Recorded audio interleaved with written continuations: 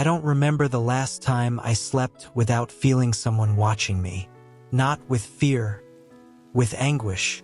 As if, in the middle of the night, small eyes carried the weight of a secret too big for its owner.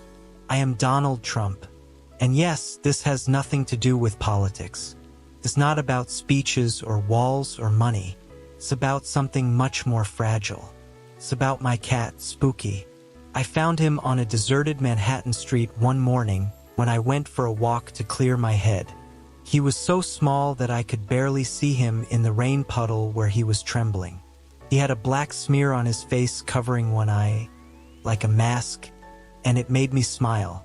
I picked him up without thinking, and for the first time in weeks, something in my chest felt less empty. Spooky became part of my routine. He joined me at breakfast, sat in my meetings, walked beside me through the tower's hallways like a silent advisor. But the strangest thing was that he slept at my feet every night, and when I woke up, I always found him staring at me, without blinking, as if he was waiting for me to open my eyes to make sure I was still alive. First, I found it funny, then disconcerting, finally disturbing. Everything started to change one January night. It was cold, one of those cold temperatures that gets into your bones, even in skyscrapers. Spooky didn't come down for dinner. I searched the whole house for him and found him hiding in the closet, his body arched and his eyes bulging. He was meowing as if something invisible was torturing him. I took him to the vet immediately. I thought it was an infection or some kind of poisoning. But no, they told me there was nothing physical wrong with him, that his body was fine, but his heart was beating like he'd run a marathon on fire. That night, Spooky slept on my chest, close to me, his paws trembling and his eyes open. And I couldn't close mine. Something was wrong. I felt it in the air, in the static electricity of the sheets, in the silence broken by his low meows. It was as if he were trying to warn me of something, as if he saw what I couldn't yet. Things quickly got worse. Spooky stopped eating. He refused water. He spent hours staring out the window, and just as many hours tucked away in a dark corner. One night, I found him desperately scratching at a wall. When I touched it, it was frozen solid, as if something on the other side was trying to break through. And then, everything exploded. It was a Monday afternoon. I was in a meeting when my assistant walked in, pale, without knocking. "Sir, your apartment. It's smoky." I ran up the stairs, literally, because the elevator was stopped. When I opened the door, a cloud of gray smoke billowed out. I covered myself with my jacket and went in without thinking. The whole apartment was dark, burned to a crisp, and through the smoke I saw him, Spooky, meowing from the kitchen, trapped in the flames. Without a second thought, I crossed that hell. I don't know how I did it.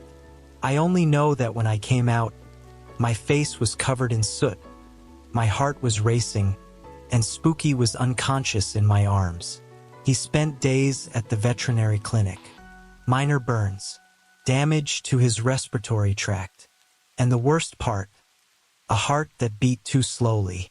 That's when the vet told me something that broke me inside. It's not just physical, Mr. Trump. This cat is emotionally broken, as if he were carrying someone else's pain, as if he were feeling things he shouldn't. I started investigating, reading about cats that detect illnesses, energies, dangers, and among the thousands of stories, I found one that chilled my blood. Cats that watch their owners sleep not out of tenderness, but because they sense a silent evil. I had a complete checkup.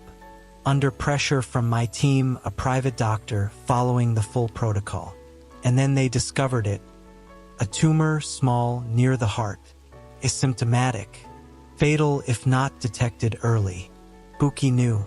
Spooky had been watching over my life every night while I slept, unaware that I was slowly dying. I had surgery 2 weeks later. My life was saved thanks to a stray cat that no one would have looked at twice. Cat that chose me, that felt for me what no human had ever felt.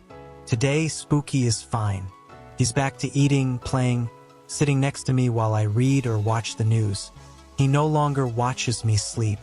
Now he sleeps with me peacefully, because he knows the danger has passed, that his mission is over. Sometimes people ask me if I believe in miracles. I don't. I live with one. He has whiskers, obsidian eyes, and a dark fur mask over his face. Spooky isn't just my cat. He's my shadow, my destiny, and my salvation. If you've ever felt like your pet cares for you more than you care for him, subscribe and tell me your story in the comments. And if you, too, would fight to the bitter end for your four-legged companion, comment below. I would do it without a second thought, because it's not about owners and pets. It's about souls finding each other amidst the noise, and deciding to save each other.